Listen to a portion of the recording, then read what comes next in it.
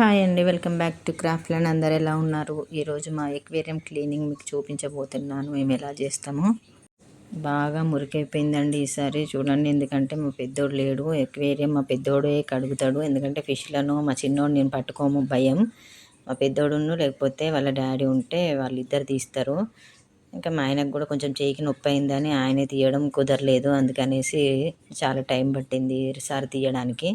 ఇంకా మా పెద్దోడు హైదరాబాద్ నుంచి వచ్చిన తర్వాత ఆయన అయితే తీసి బకెట్లో వేస్తాం. ఫస్ట్ వాటిని బకెట్లో వాటర్ పట్టి ఫిష్లు తీసి బకెట్లో వేసేసి ఇంకా వాటర్ అన్నీ పైప్తోనే అలా తీసేస్తాం. కింద ఉన్న డస్ట్ అంతా కూడా పైప్తోనే అలా లాగేస్తే కొంచెం కొంచెం అటు ఇటు అనుకుంటూ లాగేస్తే డస్ట్ కూడా కొంచెం కొంతవరకు వస్తుంది, మాకు ఇబ్బంది కాకుండా ఉంటుందని అలా చేస్తాం.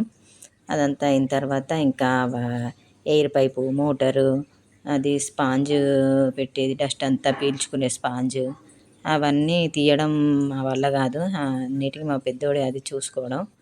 పెద్దోడన్న వాళ్ళ డాడీ అంతే. ఇంకా వాళ్ళు తీసేసి ఆయన అన్నీ పైపులు, స్టోన్స్ అన్నీ తీసేసి అవన్నీ మా పెద్దోడు క్లీన్ చేస్తాడు. చేసేసరికి ఇంకా ఎక్వేరియం అంతా స్పాంజ్, వేరే స్పాంజ్తోని మా చిన్నోడు నేను అంతా తుడిచి క్లీన్ చేయాలి.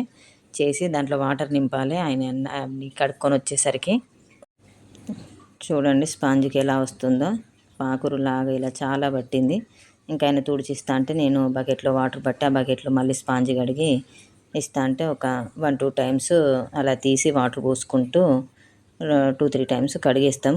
ఇంకా మా పెద్దోడేమో ఆ పైపులన్నీ క్లీన్ చేసి కడుగుతున్నాడు. అవన్నీ కడిగేసి మళ్ళీ తీసుకొచ్చి వాటిని అన్నింటినీ ఫిట్ చేస్తాడు. ఇది 3వ ఎక్వేరియం అండి మేము మార్చడం. చిన్న 3 ఇంచెస్ చేప పిల్లల్ని తీసుకొచ్చినాం. అంత పెద్దగా అయినాయి ఇప్పుడు. ఇంకా వాటితో పాటు ఇగో మాకేమో ఈ పని అన్నట్టు తీసినప్పుడల్లా అదంతా క్లీన్ చేసేసి మంచిగా వాటర్ పట్టాలి. చూడండి డస్ట్ ఫుల్గా వస్తుంది, ఎక్కువ రోజులైంది కాబట్టి. మళ్ళీ చేపలకి ఇన్ఫెక్షన్ కాకుండా డ్రాప్స్ కూడా వేస్తాము. అందుకనేసి అది గ్లాస్కి బాగా పట్టేస్తుంది అది.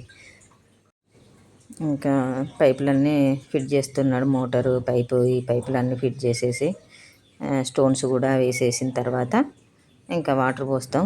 వాటర్ అయితే ఎక్కువ పడతాయండి, 60 లీటర్లు పడతాయి అందులో.